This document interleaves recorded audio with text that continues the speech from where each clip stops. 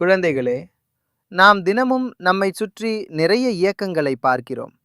ஒருவர் நடக்கிறார், ஒரு சைக்கிள் ஓடுகிறது, ஒரு பந்து உருளுகிறது. இவையெல்லாம் எப்படி நடக்கிறது என்று நீங்கள் யோசித்ததுண்டா?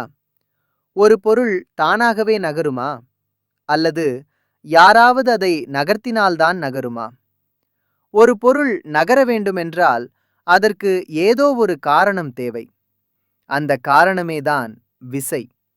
ஒரு பொருளை நாம் தள்ளினாலோ அல்லது இழுத்தாலோ அப்போது நாம் செலுத்தும் ஆற்றலையே விசை என்று அழைக்கிறோம். நாம் ஒரு பந்தை தள்ளினாலால் அது முன்னோக்கி நகர்கிறது. இதுவே தள்ளுதல் விசை. நாம் ஒரு பொம்மையை கயிறு கொண்டு இழுத்தால் அது நம்மிடம் வருகிறது. இதுவே இழுத்தல் விசை. ஒரு பொருள் ஒரு இடத்திலிருந்து மற்றொரு இடத்திற்கு நகர்ந்தால் அதை நாம் இயக்கம் என்று கூறுகிறோம். ஓடும் வாகனம், பாயும் நீர், நகரும் மேகங்கள் இவை அனைத்தும் இயக்கத்தின் உதாரணங்கள். ஒரு பொருளில் விசை செலுத்தப்படவில்லை என்றால் அது அசையாது. ஆனால் விசை கொடுக்கும்போது அது நகரத் தொடங்குகிறது. விசை இல்லாமல் இயக்கம் இல்லை.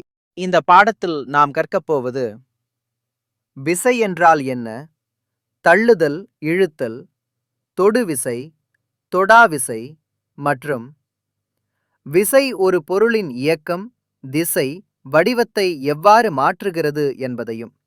வாருங்கள் குழந்தைகளே, விசையும் இயக்கமும் என்ற இந்த அறிவியல் பாடத்தை மகிழ்ச்சியுடன் கற்றுக்கொள்ளத் தொடங்கலாம்.